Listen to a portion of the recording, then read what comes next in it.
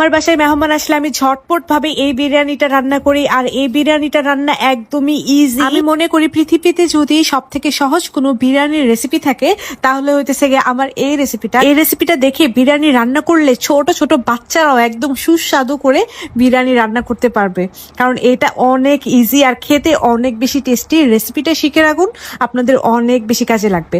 তো এখানে আমি প্রায় 1 কেজির মতো গরুর মাংস নিয়ে নিয়েছিলাম। তার ভিতরে দিয়ে দিয়েছি কিছু গরম মশলা, দিয়ে দিয়েছি 1 কাপের মতো পেঁয়াজ কুচি, আদা রসুন বাটা দিয়েছি 2 টেবিল চামচের মতো, তারপর জিরা গুঁড়া, ধনিয়া গুঁড়া দিয়ে দিলাম, তারপরে দিয়েছিলাম গরম মশলা গুঁড়া, লাল মরিচের গুঁড়া দিয়ে দিয়েছি 1.5 চা চামচের মতো। তারপরে এখানে দিচ্ছি আমি বাদাম বাটা, এখানে আমি কিছু কিশমিশ, তারপর কাঠবাদাম আর কাজু বাদাম এই তিনটাকে খুব ভালোভাবে বেটে নিয়েছিলাম। তারপরে দিয়ে দিচ্ছি বাটার মিল্ক।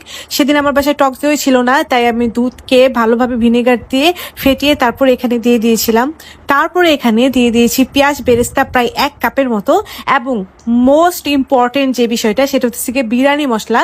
আমি এখানে রাঁধুনির বিরিয়ানি মশলাটা দিয়েছি।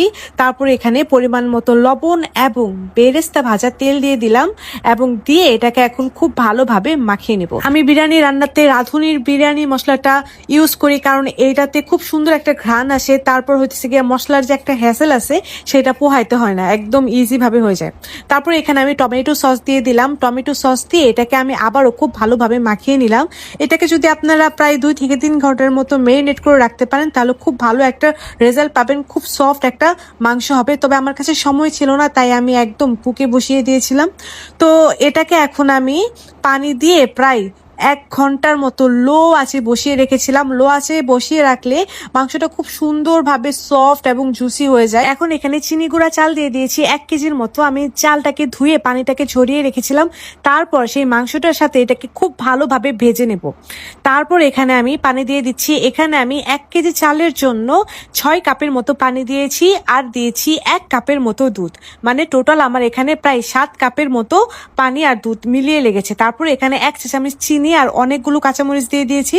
এখন এটাকে হাই হিটে প্রায় 7 থেকে 8 মিনিটের মতো এরকম ভাবে কুক করে নেব। যখনই দেখবো যে পানিটা অনেকটাই শুকিয়ে গিয়েছে এবং চালের গায়ে গায়ে লেগে এসেছে, তখনই এটাকে আমি আবারও ঢাকনাটা খুলে খুব ভালোভাবে নেড়ে চেড়ে একটু মিশিয়ে নিচ্ছি।